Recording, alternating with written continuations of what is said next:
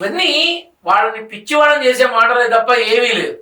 కాకపోతే ఒకసారి ఆర్కియాలజీ డిపార్ట్మెంట్తో మాట్లాడి ఆ దక్షిణం వైపు ఉన్న విధానంలో ఎంక్వైరీ చేస్తే కొంతమంది అడుగులు, అలాగే ఆ పాపకు సంబంధించిన విధానాలు ఇవన్నీ బయటకు వస్తాయి. జంతువులు ఉన్నాయా అంటే జంతువులు కనిపించిన పరిస్థితి, కొండ చిలువ అని చెప్పి ఏదో ప్రచారం చేశారు. అది ప్రచారమే, జంతువులు అది ప్రచారమే.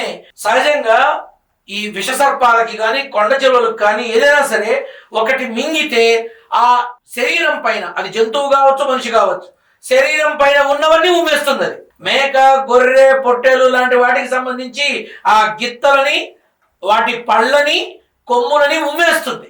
ఉమ్మేసి వెళ్ళి చెట్టుకు చుట్టుకుంటుంది. అలాగే మనిషి శరీరం అయినా సరే ఘటనలు మీరు చూసుకోండి, తిన్న తర్వాత వాటికి ఆ మనిషికి సంబంధించిన బట్టలు కానీ వస్తువులు కానీ ఉమ్మేస్తుంది. ఇది తెలుసుకోండి కనీసం.